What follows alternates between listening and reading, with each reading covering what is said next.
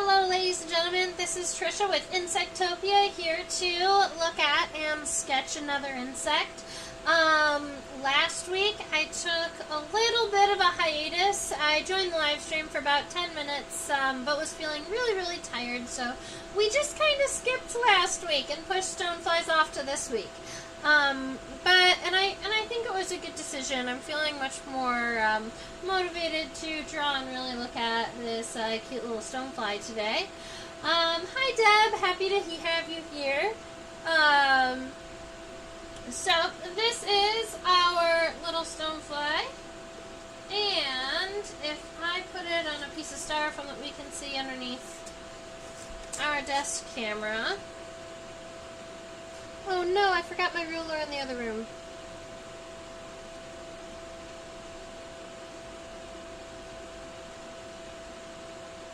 Might be able to fix that. Alright, so we are looking here at this little stonefly. Stoneflies, when you see them, some helpful kind of ID characteristics is, one, kind of knowing their body shape here, but two, they hold their wings flat against each other above their body. So instead of like a caddisfly is going to hold its wings like this, the mayfly holds its wings kind of above its back, but stoneflies lay their wings flat. And the organization of the wings is going to help us get it at least to order. Stoneflies as adults also have two filamentous tails, kind of like two filaments. The order is Plectoptera, and so Plectoptera covers all of the stoneflies. That is, stoneflies are unique enough to gain their own order. So that's other examples of orders would be all of the beetles are in one order, all of the butterflies and moths are in one order. So stoneflies being in their own order means that they're unique enough. They're a minor order. And then this individual is in the family Perlidae.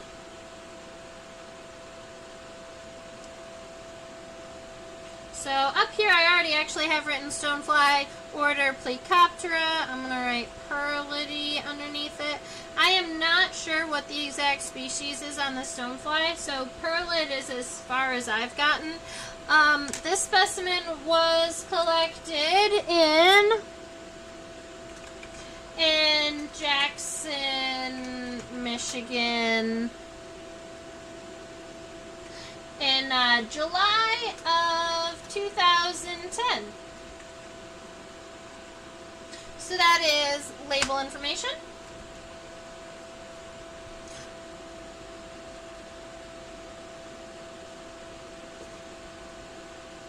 Alright, let's see if I can fit this stonefly under the microscope all at once. I cannot. Well, luckily, I remembered my ruler last week, so I have on my notes here that from the front of the head to the back of the wings, we are at 1.55 centimeters long.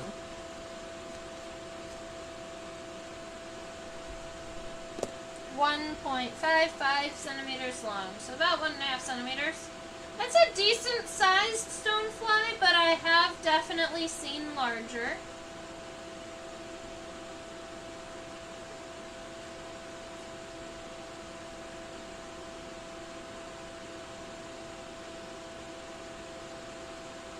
Okay.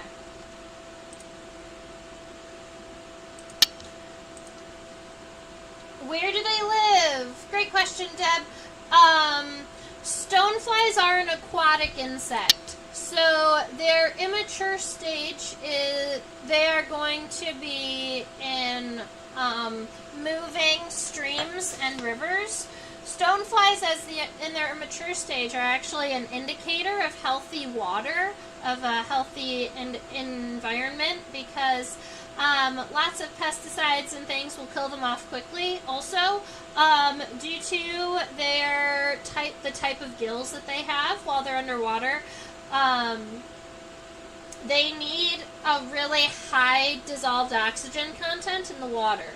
So having stoneflies around tells us that there's lots of oxygen in the water for the fish, and that the water is healthy, or at least lacking lots of pesticides. So going out and finding stoneflies in a stream is actually a lot of fun. I get to do it with Friends of the Rouge sometimes here in Michigan. Let's see. So that's about where the immatures live. The adults aren't going to stray too far from water bodies. So they'll fly around streams, creeks, moving water in ditches, even if the water is clean and fast enough. And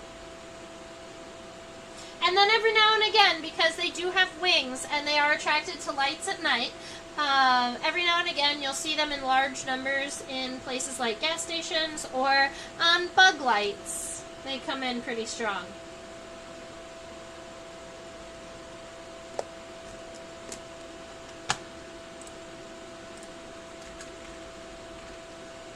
Alright, so we are going to get the start of our sketch in here.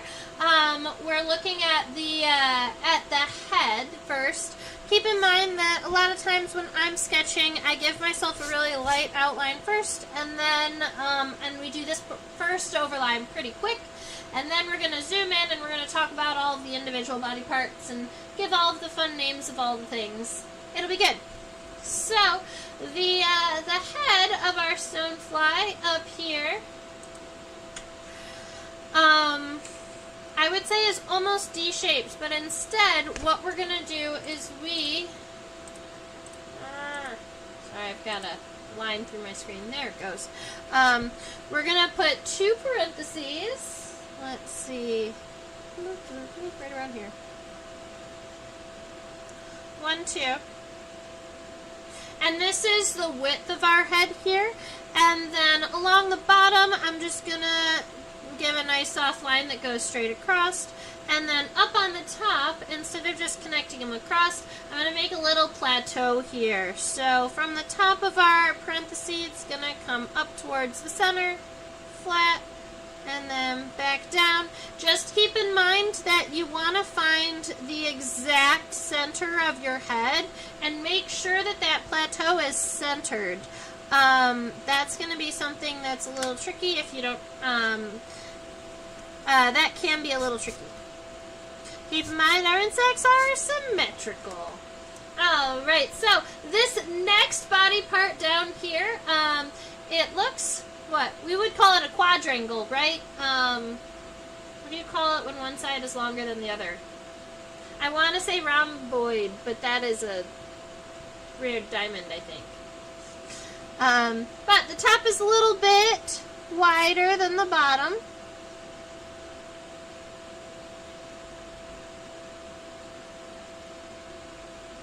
Not by a whole lot.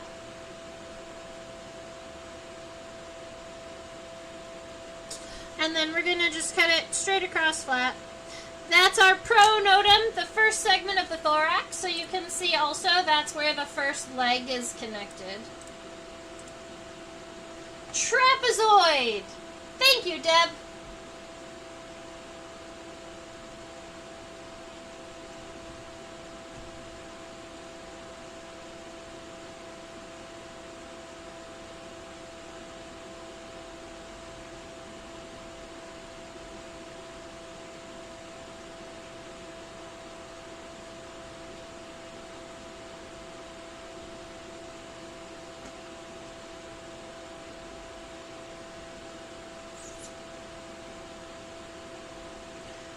So something that I am just now realizing what would be really helpful outside of just having the measurements for the full length of the body from the front of the head to the back of the wings, it's going to be helpful to get one measurement of the full length of the wings in comparison to the head and the pronotum combined.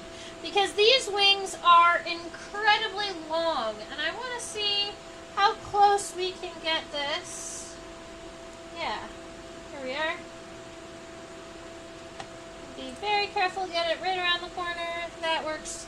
All right, so the length of the wings, we're going to start right here, all the way to the back. Yeah, see, 1.55 centimeters doesn't seem right now. We're going to have to fix it. I must have written it down about another insect. Sorry, guys.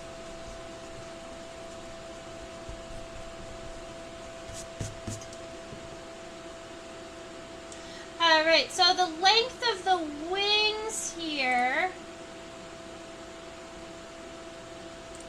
the wings are longer than 1.5 centimeters.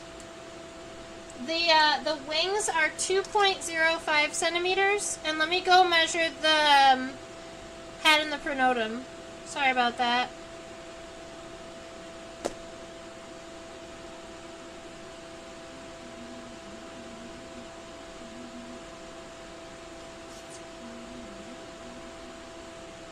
Alright. And then the head, from the front of the head to the back of the pronotum, is 0.39 centimeters.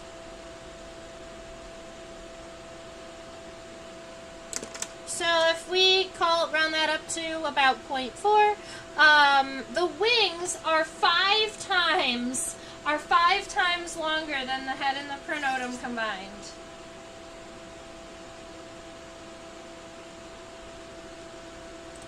That's impressive. All right. I don't want to that.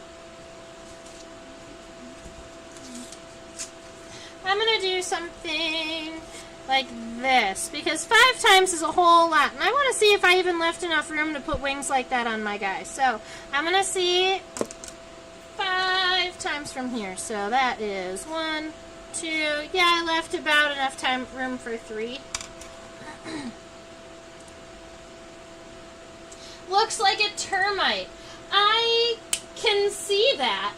Also because the stoneflies are going to have 4 equal length wings, and termites also have 4 equal length wings. So I could see how those body types would look very similar.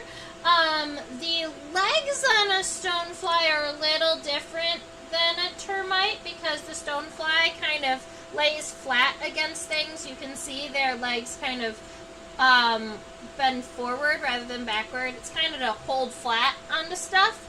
And they have different antennae, which we can look at momentarily.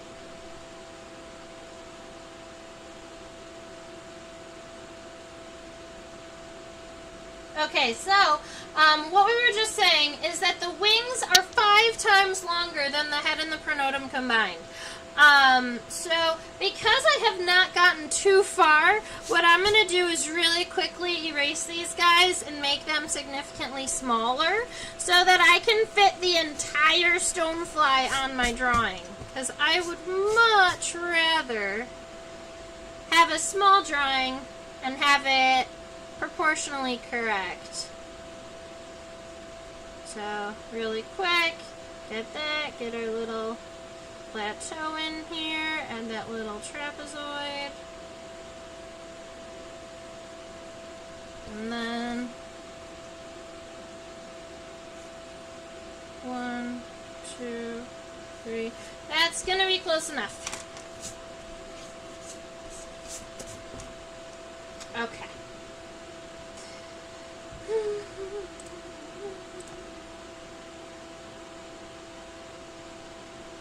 Alright, to get the sketch of the wings figured out here, the sides of the stonefly are parallel to one another, and the wings are pretty much, he's very parallel most of the way down his body. There are these little bit of shoulders out here. So we're going to give him just a little bit of shoulder right here.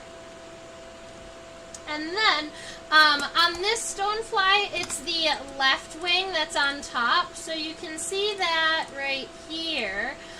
This is where the wing connects. It comes down just a little bit and then arches over. And you can see that you can see the reflection where this wing is on top, and then this bottom wing comes down and goes underneath right around here.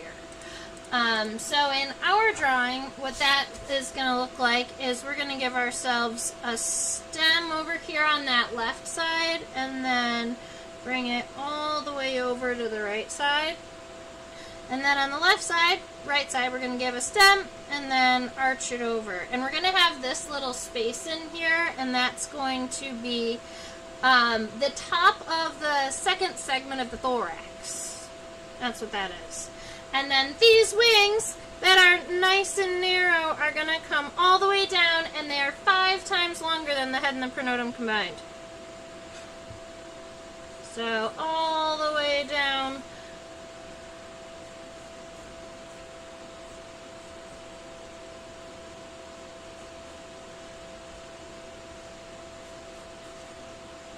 Alright.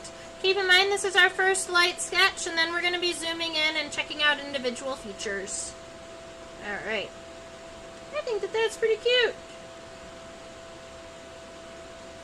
Alright, let's zoom into the head.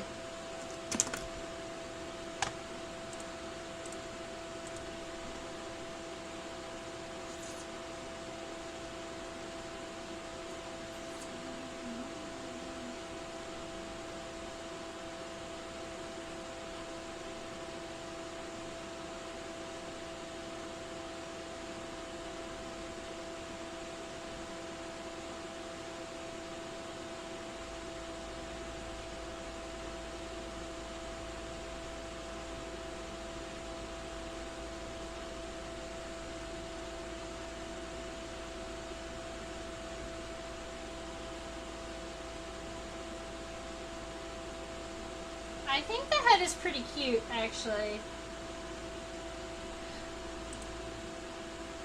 I wanted to kind of focus up and down on our stonefly before I picked one place, because I was checking out some of the little simple eyes that you can see right there in the center of the head. They're so cute.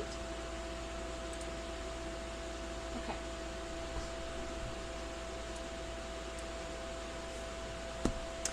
Alright, so we are looking right about here in the head, and I'm probably going to be making my head a little bit more narrow, and that is going to be a good thing. Yeah. Alright, so this is our little outline for our stonefly head. And we've got those compound eyes that bulge off of the edge, and you can see it almost has a little bit of a corner in here. So right around here, there's a little bit of a corner, and it comes out. So when I'm looking at that, a lot of times I'll come over to the edge, come down, make that corner, and come over on both sides of the head, here and here. And then after we get those mostly even, you're going to take it and not follow the line we already created, but give yourself these arching lines that go past it slightly, because then your eyes look like they're bulging out of the head a little bit. And then you can go back in and erase those little sketchy lines on the inside. Are there 4 or 5 simple eyes? That is what I was zooming in and out and checking out. There are 5 simple eyes on this stonefly. I think that that is super duper cool. So, the simple eyes right here, or we would call them the ocelli.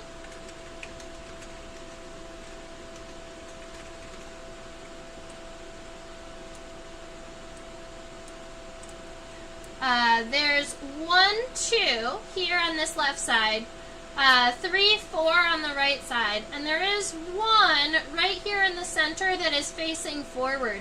And that last one was exactly why it took me an extra minute of focusing up and down to make sure I had seen that before we started, because I think the last time I was drawing this stonefly, I did not see that ocelli, that ocellus there. Alright, so, before I add my ocelli, I'm going to actually sketch in the back of my head. So we've got these little ledges that go to the back first, so I'm going to go straight down, and then instead of going across straight, I'm just going to give it a little bit of a downward, pull that line down just a little bit. Okay. Alright, now we get those five little ocelli. So we've got 1, 2, 3, 4 on the edges, and then 1 in the center. And they almost make a star on the top of the head. It looks kind of flattened from this angle, and I wonder if I turn, I'm going to try. I'm going to see if I turn my Stonefly so that maybe if we're facing it, I want to see if it is an actual star shape or if it's 2 and 2 and 1. You know what?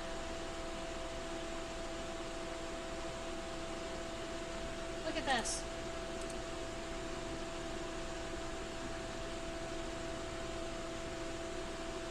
Come on.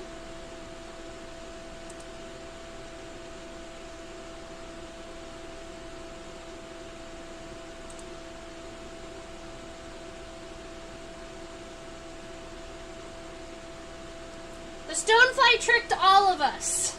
There are only 3.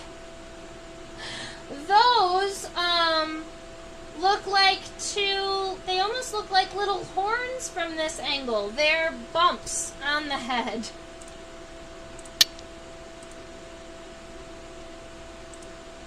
That's wild. Okay, so it's actually these 1, 2, 3. And then these 2 up here that look like ocelli are actually just little bumps on the head. So let's see.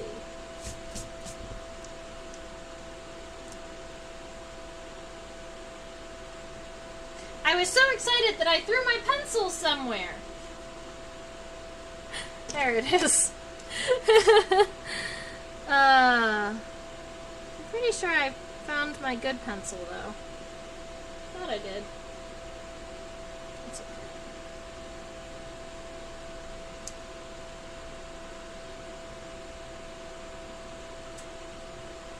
Alright, so we have the 3 simple eyes all taken care of. Right up here on the top of our head, the in front of the compound eyes, it angles a little bit further in. And then it's going to come straight up here. I'm kind of curious about any visible mouth parts, and that would be probably not. We can see... Oh, I was really hoping that. Yes! Okay. Alright, so we've got the overall shape of the head up here. I was actually pretty happy with the shape we created now, so we're going to create this little bit of that plateau up here on the top of the head. On heads, this is something interesting about insects. The head of an insect is generally all one plate until you get to, like, the mouth parts. The mouth parts are all their own individual plates of exoskeleton, but the head is all one piece. Structurally, a lot of insects gain a whole lot of structure. It's better for them to have a very structured head or to be able to chew on harder things. Anyway, when you see a line on the exoskeleton, on the thorax or the abdomen, a lot of times that is what we call a suture. And that's kind of where 2 pieces of the exoskeleton are touching one another. And so when you look at it from the top, it looks like a line that goes straight down. So those are, a suture is just a place in between 2 exoskeleton segments. Now, in the head, because it's all one big piece, there is no suture because you don't have an actual, like a separation. So what we call it is a sulcus, and on the head. So when you see a line on the head, and the reason I bring it up, I don't know if you've seen it yet, but this W right here, you see that W? That's a sulcus, and probably what we would call the clipial sulcus.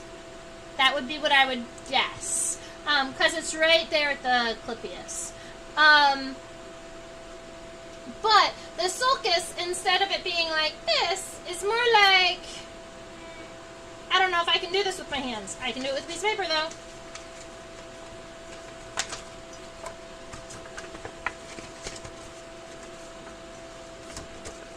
Wait a minute. I got this, guys.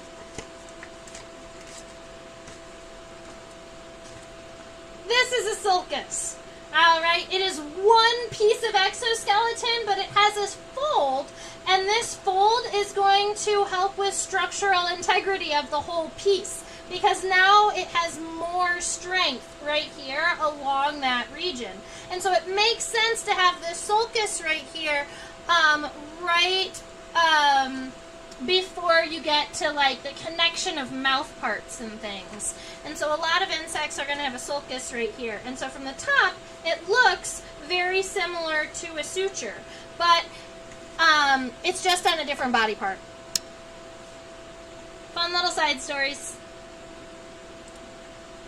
So all that to say, let's put this sulcus in because that's fun. And it's upside down, so I'm going to put my drawing upside down just so I don't mess that up. So it goes up right here at that middle ocellus, and then we're going to go down, back up, and then out towards the compound eyes. And that is our sulcus. The other couple of things that we see here is there is a little bit of the labrum that you can see. The labrum is the upper lip, and you can't see much of it, but there is a little piece. It's this very smooth piece connected right around here. That's the little upper lip, the labrum. This here, this region in between the sulcus and the upper lip. Oh, I should write it here so you can read it. Is the clipius. Alrighty, and let's refocus a little bit to check out these palps.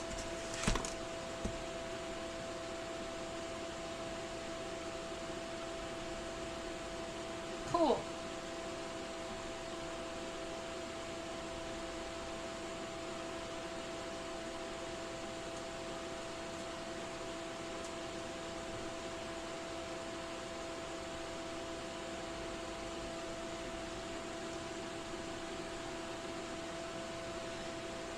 So stoneflies are mandibulate.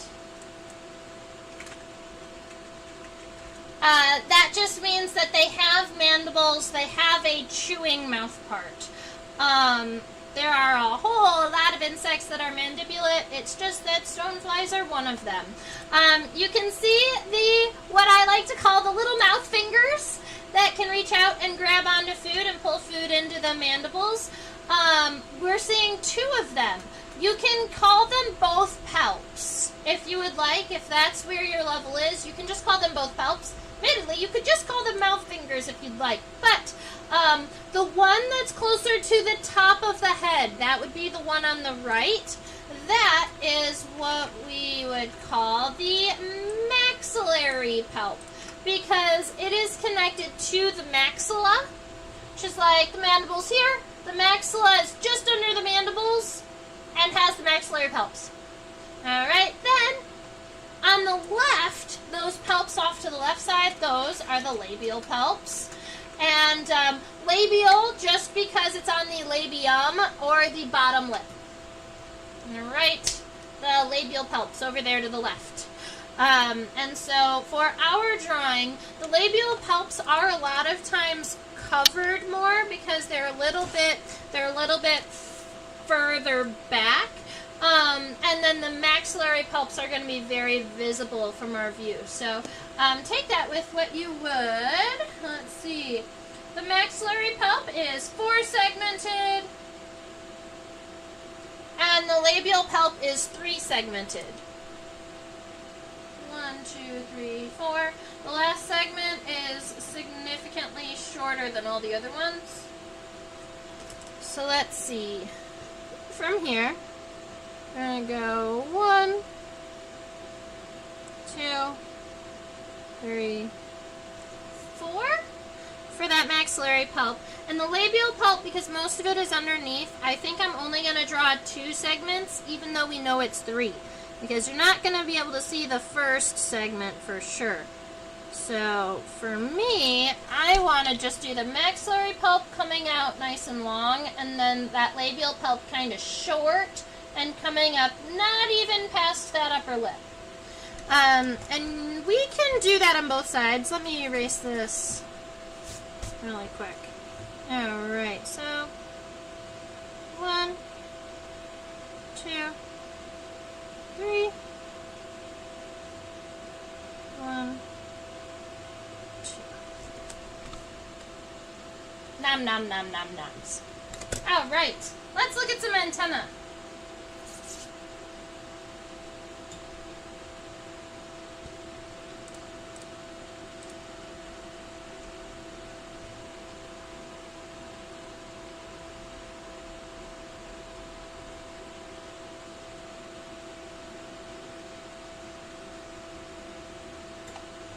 They have long antennae.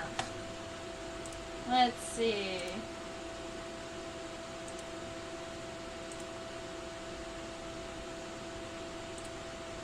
Approximately 0.75 plus 0.35. That is 1.1 centimeters.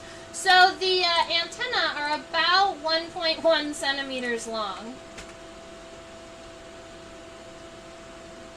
So more than double the length of the head and the pronotum. And these are long, thin segments, or these are long, thin antennae, and so we'll call them filiform antennae. Filiform just means in the form of a filament. Yep, that's what I got. And then you have the scape, the pedicel,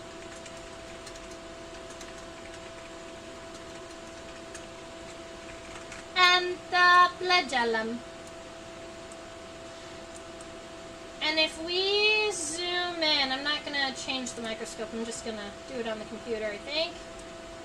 There we are. Okay, so we can see both right about here. This is the scape. That's going to be that nice dark segment, that first one. The pedicel is the second segment. That's this one right here. And the flagellum are going to be all of the remainder segments. And all of the remainder segments start here and go all the way to the end. And when you're zoomed in really close like this, you can see all of those individual segments. There are probably hundreds of segments in this antenna. So, like I've mentioned, when you have hundreds of segments like this, entomologists are not interested in how many segments, just how long it is in comparison to the rest of the body. That's better. So, the first segment is going to be coming off actually right about where our labial pulps are coming out. So I'm going to be erasing the bases of these really quick and getting the antenna in here. So we've got the scape.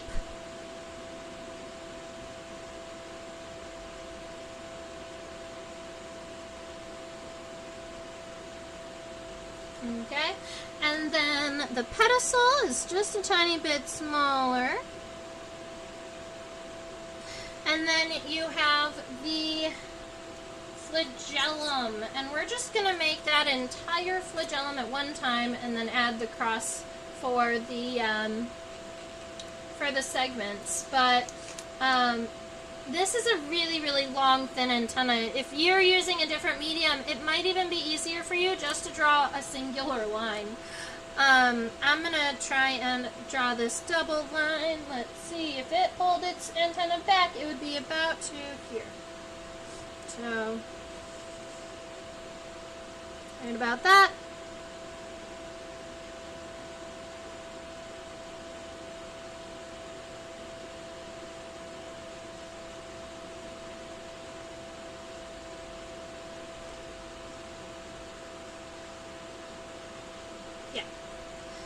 And then lots and lots and lots and lots and lots and lots and lots and lots of little segments.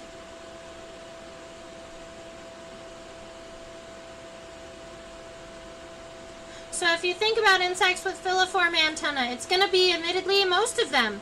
Cockroaches have filiform antennae. Mantids, grasshoppers, walking sticks. Not a lot of beetles have filiform antenna. A lot of them have all kinds of fun, funky antenna. But most of the minor orders. Alright, so we get those nice. What is inside of an antenna?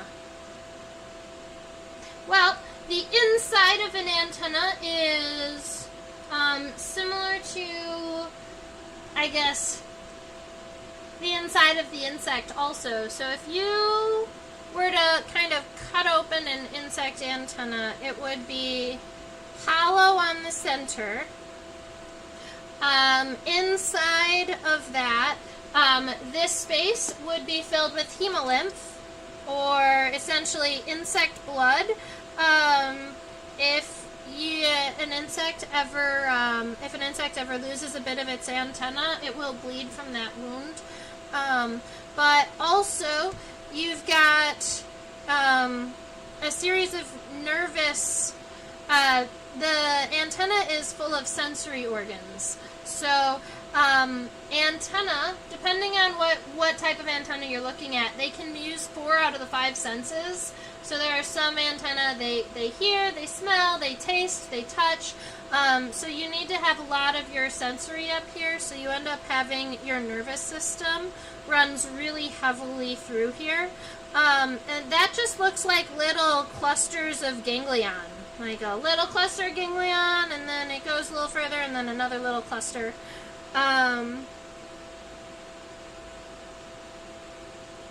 Yeah, so that's how you end up with little robotic cockroaches. There are some people out there that discovered that if you do trim a cockroach's antenna, you can put a little bit of a probe inside of the antenna, kind of inside this hole, and then you can attach the probe to your smartphone, and you can control a cockroach's movement by having little probes in their antenna. So it sends a signal to the roach that says, "You've hit a wall on that left side, you must turn right." And then, so it like sends a little signal to the left, and then he turns right. Or it sends a little signal to the right, and he turns left. And that way you can control little remote cockroaches.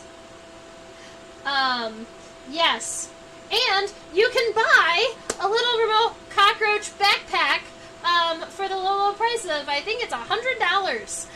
But you can buy them online and hook them up not just to pet roaches, but it works on all the roaches if they have antennae that are large enough to put the probes in. Oh, good times.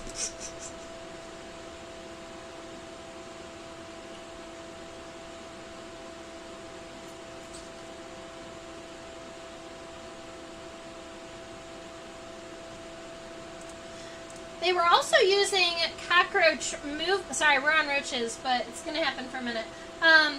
They were also using roaches to teach robots how to move through obstacles, because cockroaches have this innate ability to get into small places and move around kind of difficult terrain.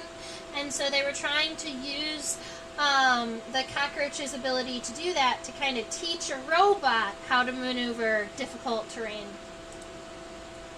I like to hear about what we can learn from insects too. Alright, so we are looking at the pronotum here. Let's see, there is kind of a central line down that pronotum. It very, very much is a trapezoid. I'm going to go ahead and get our nice outline sketched out here. Let's see. Right about like this.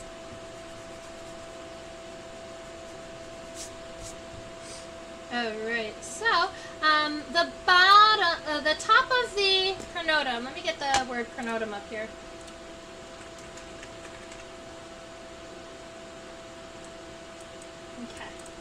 Alright, the top of the pronotum is arched upwards, so we're just going to come up here and we're going to connect it with an upwards arch.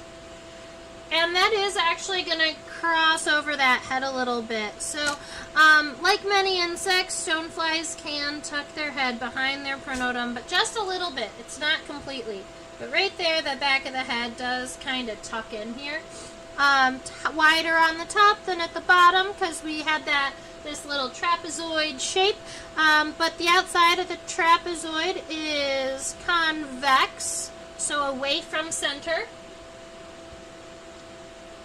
Kevin doesn't know how he feels about remote-controlled roaches. You know, the rest of the world doesn't know either. I believe our government uses remote-controlled roaches. I believe they do.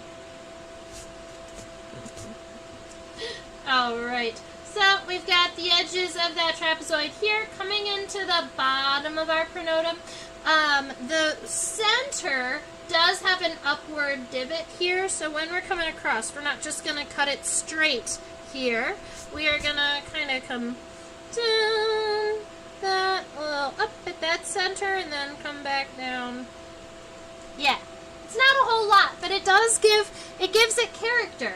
And you can see there's this division in the center, so I'm going to actually draw kind of like a one-ish shape here. I might even make it less curved at the sides, make it more T-shaped. Yeah. Kind of like that. I like it. So that's our pronotum here. It does have additional textures on the side, as if you are someone who would like to play with that. And I do believe that there isn't a lot of hair. I thought there might be hair from the light, but there's a little bit of hair around the edges on the bottom, but there's not a lot of hair in the center of our pronotum.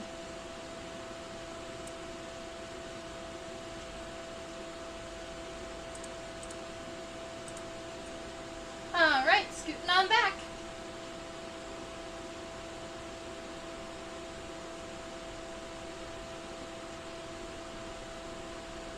Oh, cool.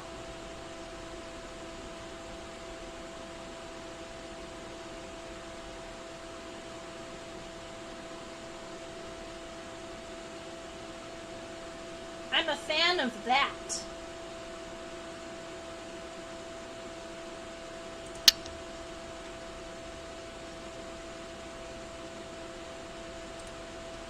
So I'm going to admit, it's been a minute since I have identified a stonefly and a key. So I'm not exactly sure what we would call this little triangular piece here. I want to say that this little triangular piece here is the scutellum. It looks like it connects these wings here, so it's right in between the wings, like we would see it in beetles, true bugs, and true bugs, and flies, and wasps. But the funny thing is, it's been so long since I've identified a stonefly, I don't know if they have a different word for it. And sometimes when you switch orders, they're going to have different words for similar characteristics. So here we are with a fun little triangular piece that is going to help with flight in between the wings that I want to call a scutellum.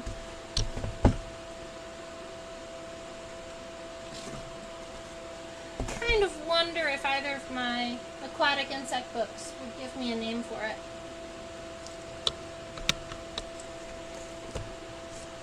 Okay, so So right along the top here, we have this really, really narrow piece. I think it's really kind of cute though. And you get this little triangle right here at the center of the body.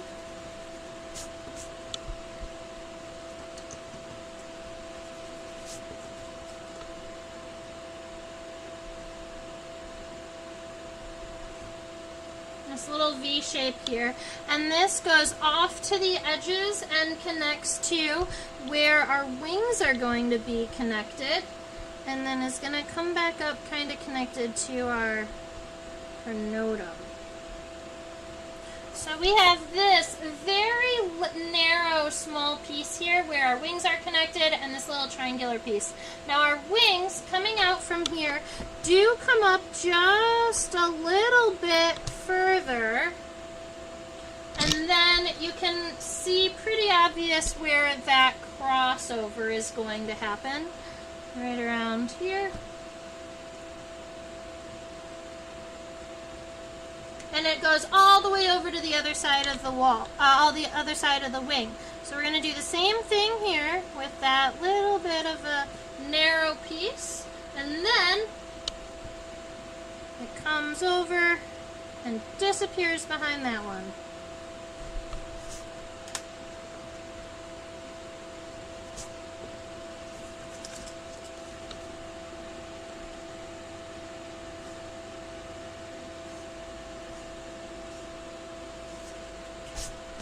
Alright, and now I just double checked my wings and made sure they were the length that I wanted, and they are. So just going to give you one kind of full body look at these wings really quick.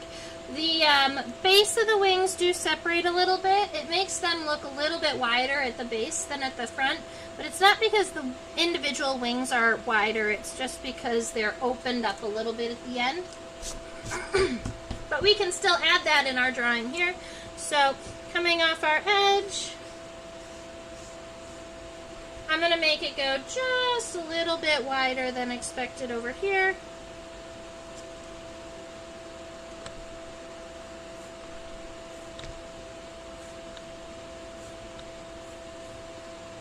And then just a little bit over here, but then when I connect them, I'm not going to connect them evenly down here because now we know they're a little bit separated. And let's see, this outside wing is going to be coming up kind of like that, and then you have this wing folding over here. Love it! Cool.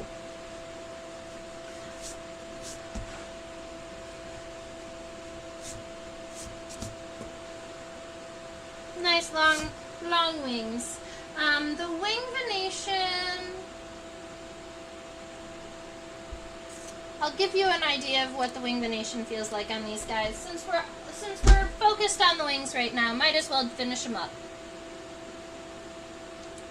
So the wing venation does run lengthwise along the wing and a handful of veins, and then you've got these cross pieces, so you end up with a kind of boxy shape up here on the top of the wing. So if we were going to do kind of like the front half of the wing, we would come through the top, and then 1, 2, 3, 1, 2, 3, and then you'd end up creating kind of these boxes in between. Let's see, not this one and this one.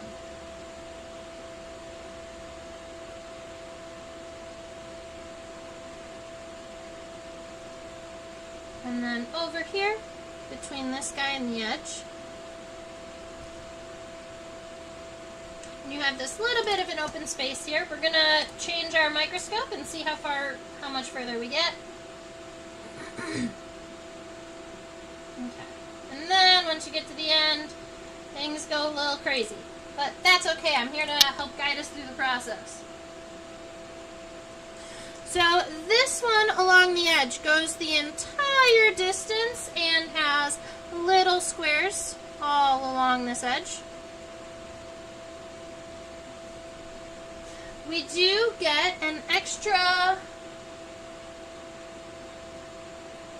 one extra vein that comes off of here. Oops, that's 2.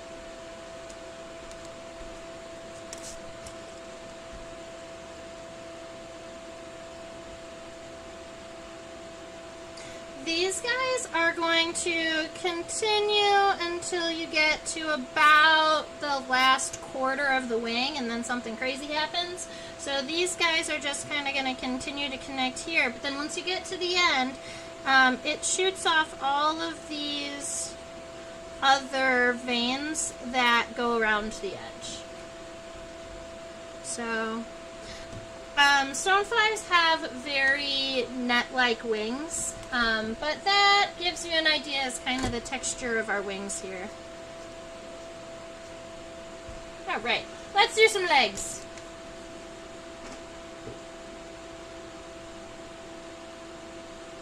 We were mentioning that stoneflies kind of hold kind of are really flat to the ground when they are holding on to something, and their legs, they show off that fact. How flat it is. And this is the way that this is a natural posture for them. This is the way that they rest. I want to see if I can make it just a little bit darker. Yes, you can see those tarsal claws a little better. Don't want to wash them out.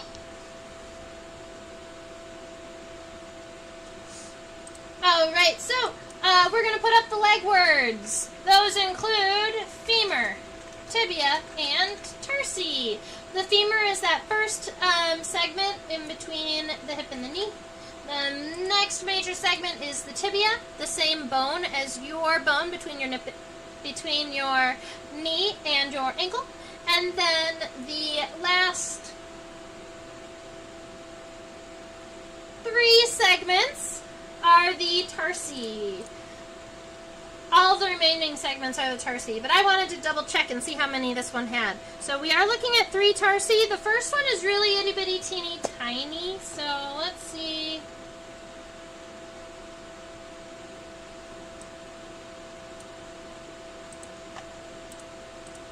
You can see the line a little bit. The line is right about here. There's this little rectangular shape here. And then this one, I would almost, we're going to call it rectangular. This is one of those segments that is longer on the bottom than at the top. So if you were looking at it from a side point of view, the shape of that second tarsal segment is like this. And then the last one comes out like here, which is why you can see the bottom. We're looking at it from this direction. So the bottom of that second tarsal segment goes further than the base of the third. I hope that made sense. Okay, let's draw it.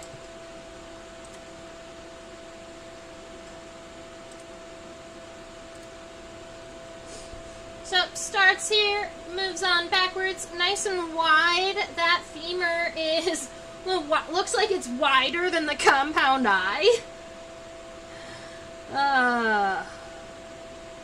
Comes on back to right about where the wing gets narrow. Wing finishes being narrow, so right around here.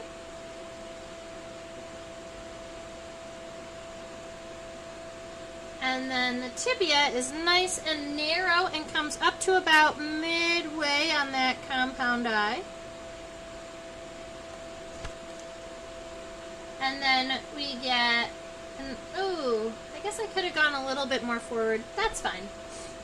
Then we get 3 tarsal segments. That rectangular one, the second one, and the third raindrop shape segment with the 2 claws, those cute little tarsal claws there.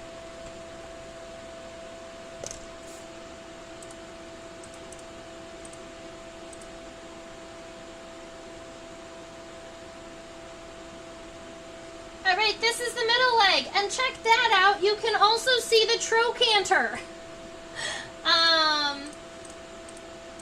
For those of you who that is a new word for, trochanter is spelled like this, and it's kind of like a knee for an insect, but it exists in between the hip and the femur.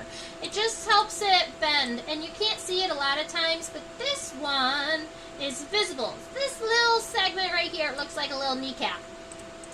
That's the trochanter. And it is coming out right about here. Now, admittedly, the trochanter you're not supposed to be able to see, so I'm not going to draw it in mine.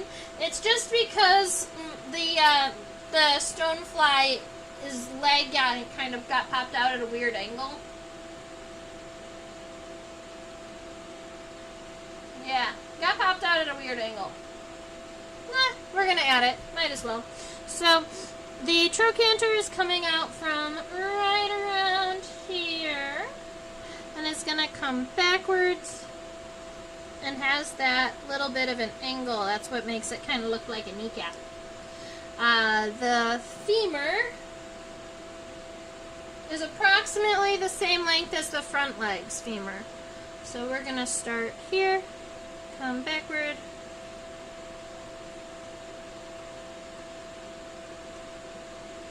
needs to be a little bit wider. Come on, leg. Be strong. You got this.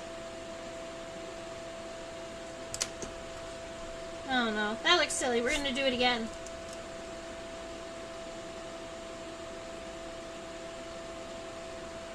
That's better. Alright, so we've got that femur coming out, the tibia coming back in.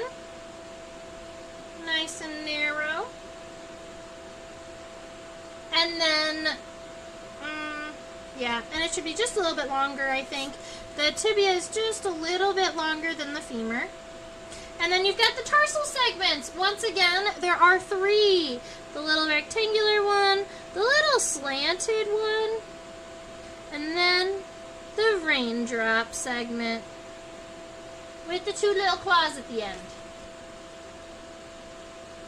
So if you want to see what I'm drawing kind of in a larger format, this is what I'm drawing for the tarsal segments. Kind of a rectangular shape here.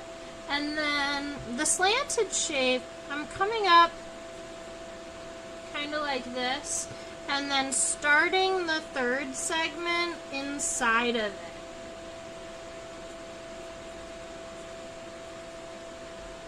One, two, three.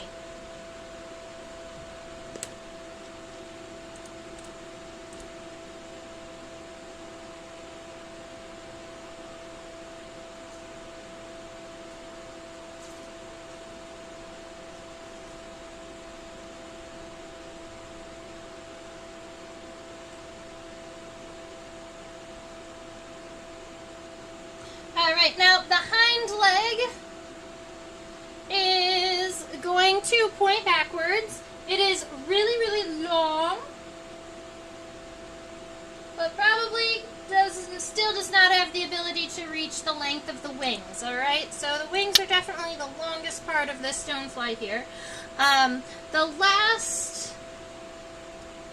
The hind legs are going to be coming out from the body right about where this femur ends, but a little bit further back. So we're going to actually call it more like here. And that femur, actually you're going to laugh at me. The femur is about the same size. It's the tibia that's significantly longer. So we're going to come here and make an approximately same size tibia. It's just going to be, and funny enough, it's actually going to still be coming in this direction too. Huh. Alright, so it kind of comes out, well, it needs to be,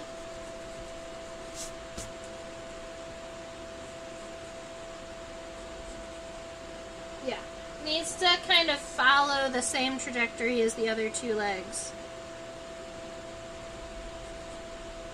Alright, so that's the femur coming out, but then the tibia is going to come back in towards the body, nice and long and thin.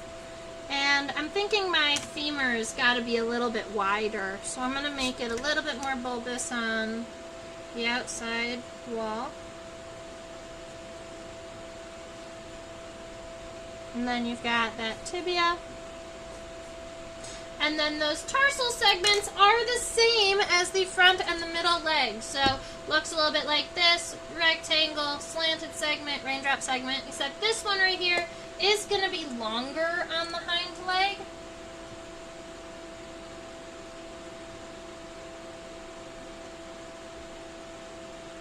See how much longer that is, that third tarsal segment?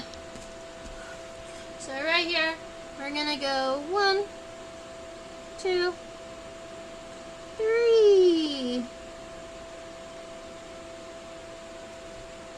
Nice long hind leg. Cute.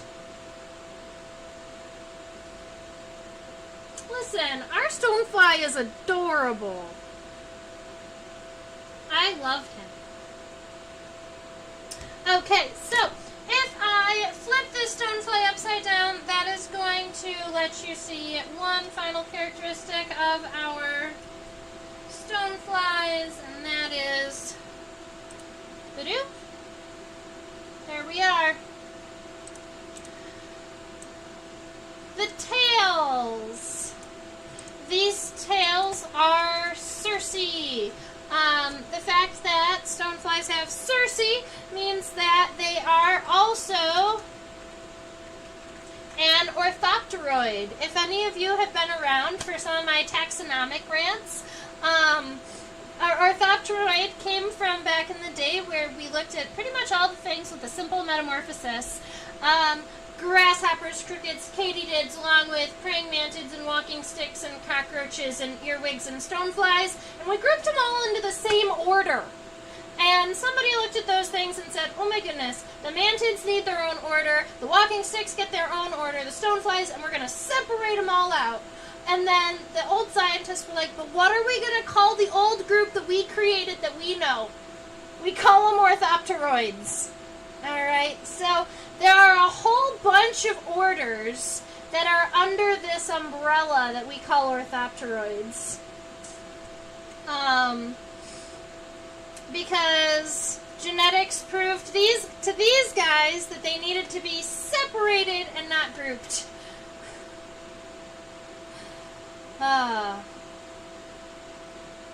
Fun times. Deb, it's okay to shout that things are interesting. If any of you ever get to meet me in person, you'll know that I pretty much shout all of my fun bug facts. I get really excited and then I get really loud. But you know, it's part of the charm, I guess. So I was so happy to draw stoneflies with everybody today.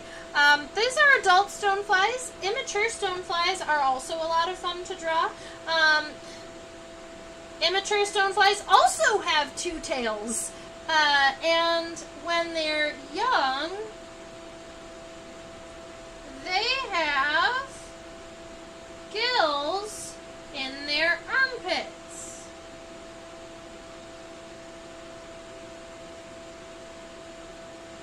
Winky face. All right. Let's see. Where are you going? Oh, I was trying to see the gills, but couldn't see them. My favorite view of this stonefly was this head-on view when we discovered that there are 3 cerci and not 5. 3 cerci and 2 cute little horns. I love it so much. Alright, so this is what my stonefly looks like. I can come over here and flip over to show you what my stonefly looks like in a bigger view. Yeah, something like that. If we wanted, we could draw the abdomen and then the cerci kind of under the wings, but it's so hard to see those things under the wings that I kind of prefer a sketch like this. I think that it's more realistic looking than even adding shadow underneath the wings. Yeah, but that's our cute little perlid. I hope that you all have had a fun time drawing our stonefly with us. If there is another insect that you would really like to look at or you would really like to draw, go ahead and let me know in the chat box. So Deb, Kevin, Tungsten. If any of you are curious about the next insect, all right, go ahead and let me know. What do we want to draw? What do we want to draw? Paper wasps are fun. Cicadas are fun. We could draw a cicada and talk about the mass emergence that's about to happen in the United States. But here we go. I'm going to go ahead and give you my outro really quick. Over there, that is a reminder that I teach on a platform called OutSchool. It's for students ages 5 to 8, 9 to 12, 13, and up. And I teach all types of bug classes there, primarily just Tuesdays, Wednesdays, and Thursdays, because I do a lot of traveling with the Oddities Expo. My next Oddities convention is April 27th in Philly. If any of my viewers are in that region, I'd look forward to seeing you there. That would be cool. Over there is a reminder to subscribe to the channel. And those people who are chit-chatting with me in the chat box, I know you're subscribed, so thank you very much. Down there is just a QR code linked to my PayPal in case you want to drop a tip or a donation, a tip to Insectopia. I really appreciate it. Over there is at Insectopia 2015. That is my tag on Facebook and Instagram if you'd like to tag me. And you want to share any and all of your fun bug drawings or your blogs or anything else that's inspired by this live stream. I love seeing them. And this is my email address. Reach out. There are bugs coming out again, so I'm excited about IDing some insects for all of you. And you know, it occurred to me it might be kind of cool if you sent me pictures of bugs to ID. I could probably make like short 2-minute videos about the insect that you saw, and then a little bit of information about it on this channel, so that instead of it just being our live streams, we have some short form content. Yeah. Alright, so that's our cute little friend. If you see a cool bug and you don't know what it is, email it to me.